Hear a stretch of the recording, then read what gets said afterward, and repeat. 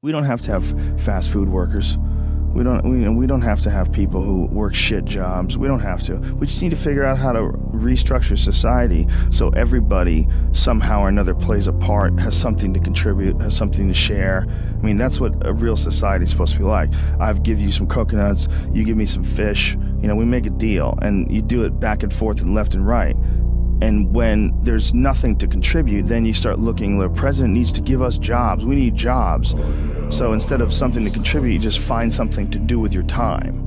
And then it becomes about doing that more than it becomes about finding something to contribute.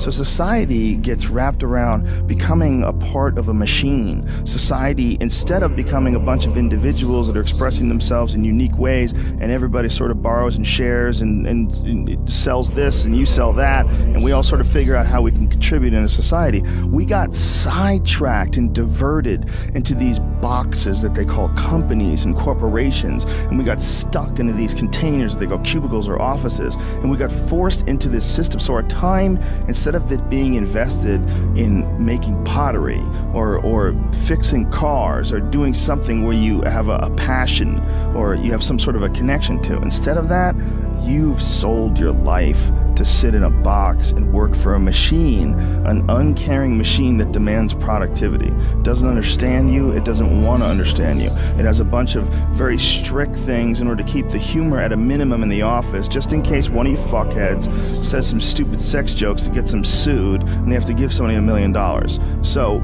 get it together, and this is your life now. No natural behavior. Everybody's wearing clothes they don't want to wear. Everybody's showing up and doing something they don't want to do. They have no connection to. That's the problem with our society. And then what's the reward for all this stuff? Go home, get a big TV. Go home, you're going to get a shiny belt buckle. You're going to get a nice purse. You're going to wear shoes that you couldn't afford last week. You're going to get that dream car. And every week we're chasing down this new object. And every week we're trying to fill this hole in this sad shadow of a life that we've been left with after work. That you work 8 to whatever the hours a day plus commuting, and then you're like this. And that's your life. That's your real fucking life. All that other stuff is not your life anymore. All that other stuff is work. And most of us have committed to that. I know you've been there before, and I've been there before. And we understand that it's a trap because we got out of it. But for the people that are in it, a lot of times they don't even understand it's a trap.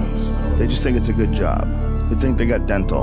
I'm doing really good. You know, I got my own parking spots, got my name on it. And you're just a piece of a heartless, shitty machine that makes money.